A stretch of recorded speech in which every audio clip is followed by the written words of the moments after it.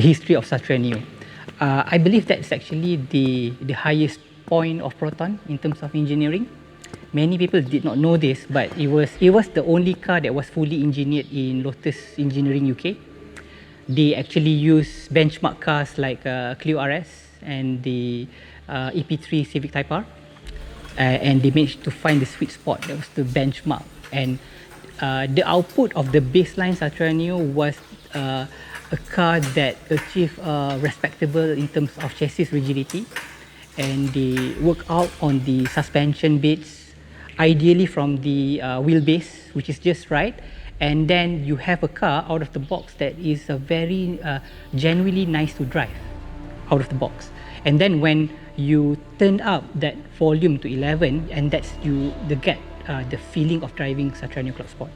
So historically, Satria Neo Clubsport was a car commissioned by a group of enthusiasts through a company and asking Proton R3 to build it. So it wasn't actually a model produced by R3 officially. So that's why you won't hear it much.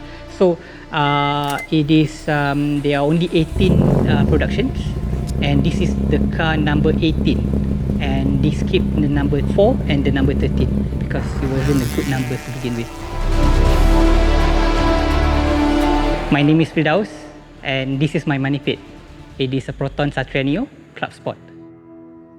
The way how I see it is that it's something that my second home. And it is naturally that I like to have cars. So when I started the working life back in 2001, I went to have my first car, which is the Satria GTI. Not the smartest idea financially, but it was kind of worth it. It is a car that I like the overall impact that it gives you. When it was launched, it kind of defines how Proton and Lotus setting up the stage. If I'm not wrong, it was designed by Julian Thompson, restyled by Julian Thompson, and then the performance at that was on par with competitors. So I bought the car. We had our moments until somehow in 2008, then I traded in for VW Polo GTI, which I wish I should have purchased either DC5R or the FD2R at that time, because you can buy it brand new, right? Yeah, I relived that mistakes to the next 7 years. I mean, burning money throughout the process. Then I went for the Maxis Golf. Again, another mistake. Should have went to the Mach 7R. But of course, you know, you're never gonna admit that's actually mistakes, because in the middle of it, a friend of mine actually want to sell his very nicely done up Evo 7 for about 67,000 or so. Should have gotten that and should actually been making some money out of it. Then I still having that car, which been serving me for 5 years, and then I had this car since 2017.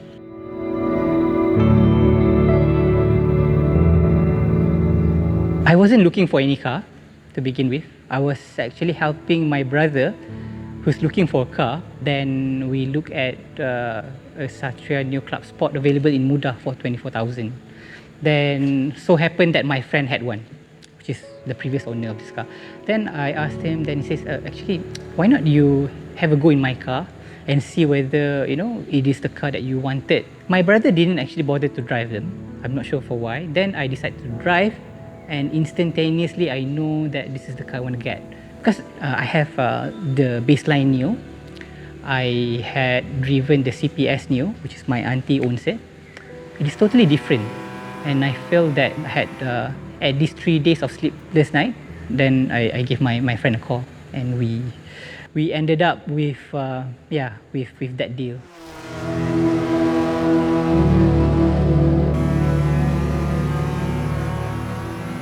Out of the box, right? It is a car meant for racing, ready for racing. So they strip out the car to a target weight of 1,050 kilo dry. So what you have is the lightest Satria Neo you can do legally, and then they added in, you know, a 6-point roll cage.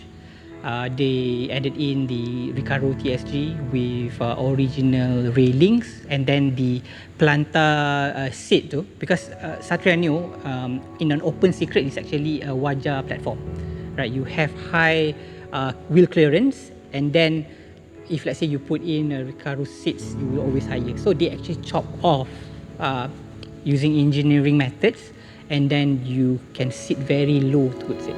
That's actually a very brilliant move. Then we have Momo tuner steerings. You have a cut-off switch internally and external.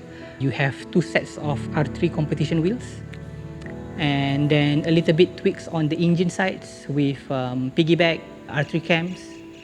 But overall, everything of all that we are talking here are being wrapped in a very simple plain Jane Satriano. What you have is actually the front lips, the rear spoiler, and even the color here is actually an OEM Satriano. So to the people at large, gives them little cues to know what the car is all about. And personally, I like the thing about when I see that kind of car, because you can be really incognito about it.